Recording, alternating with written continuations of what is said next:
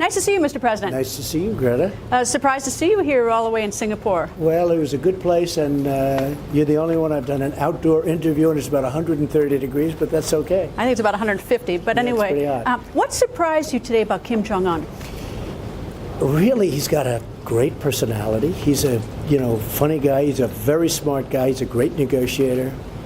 He loves his people. Not that I'm surprised by that, but he loves his people. And I think that we have the start of an amazing deal. We're going to de-nuke North Korea. It's going to start immediately, and a lot of other things are happening, including getting the remains back. I know you've been so involved in so many ways in North Korea, but getting the remains back, Greta, is so important to so many people. They've called me, they've written me letters, please, can you do it? And he's agreed to do that. Thousands of people, who died in the war. So that's a big deal. So you put the human rights issue on the table today, and he reacted how? Very well. I mean, we obviously were talking about the denuclearization 90% of the time, but we put a lot of other things, including human rights were mentioned. Getting the remains back were a big factor. In fact, we put it in the document. We're able to get that in the document. We got a lot of good things in that document. That was far beyond what anyone thought was going to happen. Give me some sort of behind the scenes. Did you issue an ultimatum to him? Did he issue an ultimatum to you? What was the reaction, the back and forth? Not an ultimatum. We've been dealing for 3 months, really, and we've been dealing through our various representatives, including Secretary of State Mike Pompeo, who's done a really fantastic job.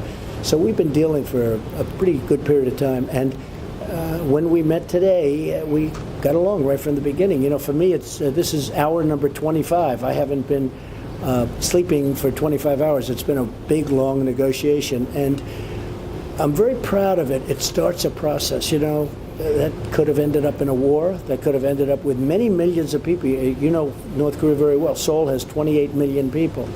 That could have ended up with millions of people dead, and we're going to end up with a deal. All right, what about our troops? Are they staying in South Korea? Yeah, they're going to stay. We didn't even discuss that. That wasn't discussed. We are going to get out of the war games that cost so much money, because I think, number one, it's very provocative, and I want to do it, and I think they're very happy about it because it is so provocative, but it costs a fortune to do it, and we won't do that as long as we're negotiating in good faith.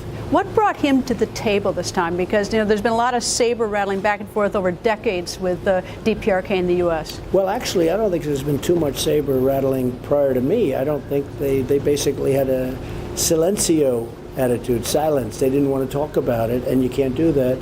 And I think the initial rhetoric was very important, frankly, as much as I hated to do it and as much as some people thought I was doing the wrong thing. I think without that, we wouldn't be here. I also think that he really wants to make a deal. He wants to do something because he knows that we mean business. I don't think he felt that in the past. I think in the past it was different people. It didn't work out. But he knows that we want to do business. We have to do business, and we will do business. And now we do have, it's been, not a long time, but although you could say that from day one we've been talking about North Korea, and in a very tough manner. But I think we signed a document today which was far, far greater and more comprehensive than people thought. Nobody thought this was possible. What do you think he thought of you after he left?